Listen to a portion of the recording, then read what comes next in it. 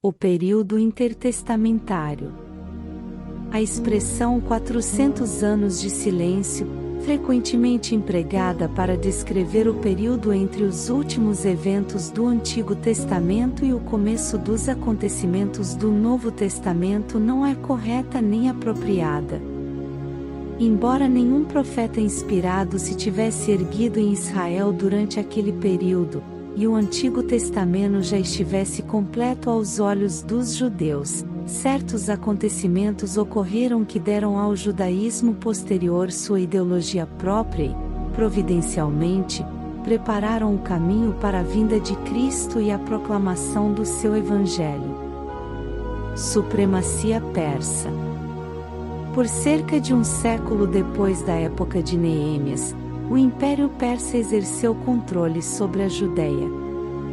O período foi relativamente tranquilo, pois os persas permitiam aos judeus o livre exercício de suas instituições religiosas.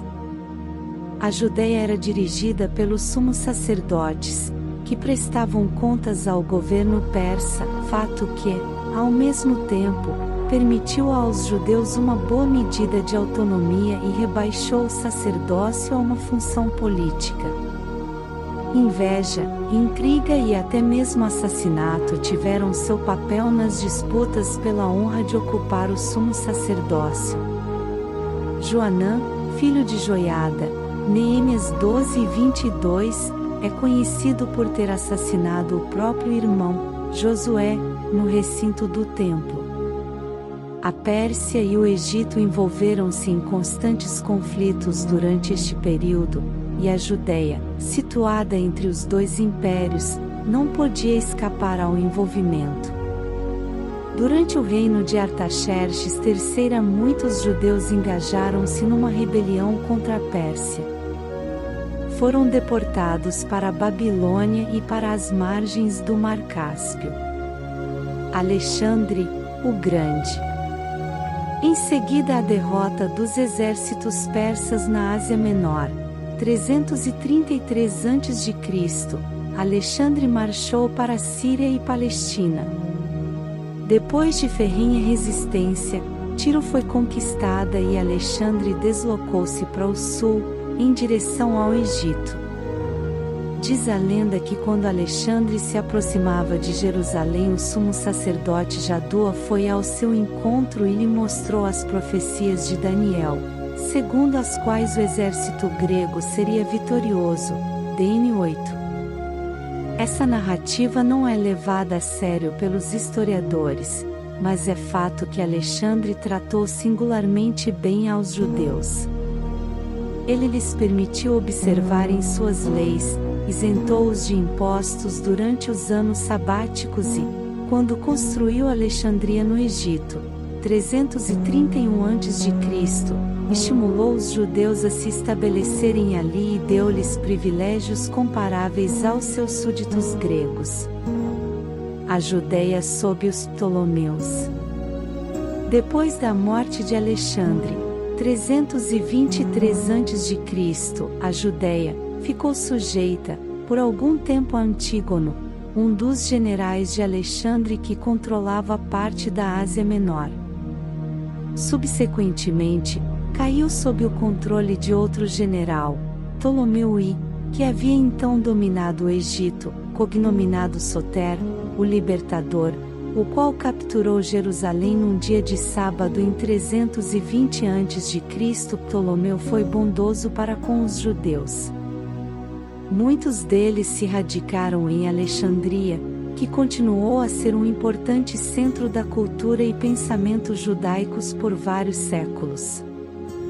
No governo de Ptolomeu II, Filadelfo, os judeus de Alexandria começaram a traduzir a sua lei, e deste, o Pentateuco, para o grego. Esta tradução seria posteriormente conhecida como a Septuaginta, a partir da lenda de que seus 70, mais exatamente 72, 6 de cada tribo, tradutores foram sobrenaturalmente inspirados para produzir uma tradução infalível. Nos subsequentes, todo o Antigo Testamento foi incluído na Septuaginta. A Judéia sob os Seleucidas. Depois de aproximadamente um século de vida dos judeus sob o domínio dos Ptolomeus, Antíoco III, o Grande, da Síria conquistou a Síria e a Palestina aos Ptolomeus do Egito, 198 a.C. Os governantes sírios eram chamados Seleucidas porque seu reino, construído sobre os escombros do Império de Alexandre, fora fundado por Seleuco e Nicator. Durante os primeiros anos de domínio sírio, os Seleucidas permitiram que o sumo sacerdote continuasse a governar os judeus de acordo com suas leis. Todavia, surgiram conflitos entre o partido helenista e os judeus ortodoxos. Antíoco IV, Epifânio, aliou-se ao partido helenista e indicou para o sacerdócio um homem que mudará seu nome de Josué para Jason e que estimulava o culto a Hércules de Tiro. Jason, todavia, foi substituído depois de 2 anos por uma rebelde chamado Menahem, cujo nome grego era Menelau. Quando partidários de Jason entraram em luta com os de Menelau, Antíoco marchou contra Jerusalém, saqueou o templo e matou muitos judeus, 170 a.C. As liberdades civis e religiosas foram suspensas, os sacrifícios diários foram proibidos e um altar a Júpiter foi erigido sobre o altar do holocausto. Cópias das escrituras foram queimadas e os judeus foram forçados a comer carne de porco, o que era proibido pela lei. Uma porca foi oferecida sobre o altar do holocausto para ofender ainda mais a consciência religiosa dos judeus. Os Macabeus. Não demorou muito para que os judeus oprimidos encontrassem um líder para sua causa. Quando os emissários de Antíoco chegaram à vila de Modina, cerca de 24 quilômetros a oeste de Jerusalém, esperavam que o velho sacerdote, Matatias, desse bom exemplo perante o seu povo, oferecendo um sacrifício pagão. Ele, porém, além de recusar-se a fazê-lo, matou um judeu apóstata junto ao altar e o oficial sírio que presidia a cerimônia. Matatias fugiu para a região montanhosa da Judéia e, com a ajuda de seus filhos, empreendeu uma luta de guerrilhas contra os sírios. Embora os velhos sacerdote não tenha vivido para ver seu povo liberto do jugo sírio, deixou a seus filhos o término da tarefa. Judas, cognominado o Macabeu, assumiu a liderança depois da morte do pai. Por volta de 164 a.C., Judas havia reconquistado Jerusalém, purificado o templo e instituído os sacrifícios diários. Pouco depois das vitórias de Judas, Antíoco morreu na Pérsia. Entretanto, as lutas entre os Macabeus e os reis Seleucidas continuaram por quase 20 anos. Aristóbulo foi o primeiro dos governantes macabeus a assumir o título de rei dos judeus. Depois de um breve reinado, foi substituído pelo tirânico Alexandre Janeu, que, por sua vez, deixou o reino para sua mãe, Alexandra. O reinado de Alexandra foi relativamente pacífico. Com a sua morte, um filho mais novo, Aristóbulo II, desapossou seu irmão mais velho. A essa altura, Antípater, governador da Idumeia, assumiu o partido de Hircano, e surgiu a ameaça de guerra civil. Consequentemente, Roma entrou em cena e Pompeu marchou sobre a Judéia com as suas legiões, buscando um acerto entre as partes e o melhor interesse de Roma. Aristóbulo II tentou defender Jerusalém do ataque de Pompeu, mas os romanos tomaram a cidade e penetraram até o Santo dos Santos. Pompeu, todavia, não tocou nos tesouros do templo. Roma. Marco Antônio apoiou a causa de Hircano.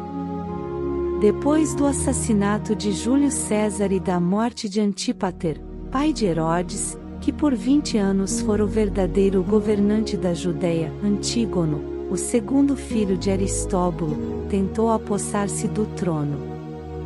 Por algum tempo chegou a reina em Jerusalém, mas Herodes, filho de Antípater, regressou de Roma e tornou-se rei dos judeus com apoio de Roma. Seu casamento com Mariamne, neta de Hircano, ofereceu um elo com os governantes macabeus. Herodes foi um dos mais cruéis governantes de todos os tempos. Assassinou o venerável Hircano, 31 a.C., e mandou matar sua própria esposa Mariamne e seus 2 filhos. No seu leito de morte, ordenou a execução de Antípater, seu filho com outra esposa. Nas Escrituras, Herodes é conhecido como o rei que ordenou a morte dos meninos em Belém por temer o rival que nascerá para ser rei dos judeus. Segunda, grupos religiosos dos judeus. Quando, seguindo-se a conquista de Alexandre, o helenismo mudou a mentalidade do Oriente Médio, alguns judeus se apegaram ainda mais tenazmente do que antes à fé de seus pais, ao passo que outros se dispuseram a adaptar seu pensamento às novas ideias que emanavam da Grécia. Por fim, o choque entre o helenismo e o judaísmo deu origem a diversas seitas judaicas. Os fariseus. Os fariseus eram os descendentes espirituais dos judeus piedosos que haviam lutado contra os helenistas no tempo dos macabeus. O nome fariseu, separatista, foi provavelmente dado a eles por seus inimigos, para indicar que eram não conformistas. Pode, todavia, ter sido usado com escárnio porque sua severidade os separava de seus compatriotas judeus, tanto quanto de seus vizinhos pagãos. A lealdade à verdade às vezes produz orgulho e até mesmo hipocrisia, e foram essas perversões do antigo ideal farisaico que Jesus denunciou. Paulo se considerava um membro deste grupo ortodoxo do judaísmo de sua época. Filipenses 3 e 5. Saduceus. O partido dos saduceus, provavelmente denominado assim por causa de Zadok, o sumo sacerdote escolhido por Salomão, 1 Reis 2 e 35, negava autoridade à tradição e olhava com suspeita para qualquer revelação posterior à lei de Moisés. Eles negavam a doutrina da ressurreição, e não criam na existência de anjos ou espíritos, Et 23 e 3. Eram, em sua maioria, gente de posses e posição, e cooperavam de bom grado com os helenistas da época. Ao tempo do Novo Testamento controlavam o sacerdócio e o ritual do templo. A sinagoga, por outro lado, era a cidadela dos fariseus. Essênios. O essenismo foi uma reação ascética ao externalismo dos fariseus e ao mudanismo dos saduceus.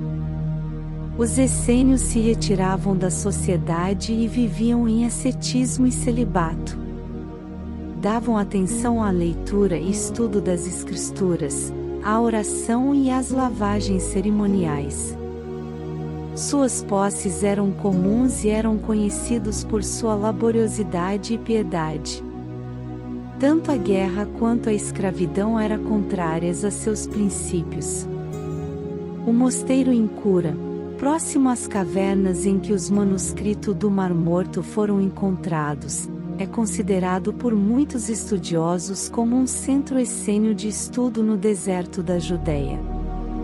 Os rolos indicam que os membros da comunidade haviam abandonado as influências corruptas das cidades judaicas para prepararem, no deserto, o caminho do Senhor. Tinham fé no Messias que viria e consideravam-se o verdadeiro Israel para quem ele viria. Escribas. Os escribas não eram, estritamente falando, uma seita, mas sim, membros de uma profissão. Eram, em primeiro lugar, copista da lei. Vieram a ser considerados autoridades quanto às Escrituras, e por isso exerciam uma função de ensino. Sua linha de pensamento era semelhante à dos fariseus, com os quais aparecem frequentemente associados no Novo Testamento. Herodianos. Os herodianos criam que os melhores interesses do judaísmo estavam na cooperação com os romanos. Seu nome foi tirado de Herodes, o Grande, que procurou romanizar a Palestina em sua época. Os herodianos eram mais um partido político que uma seita religiosa.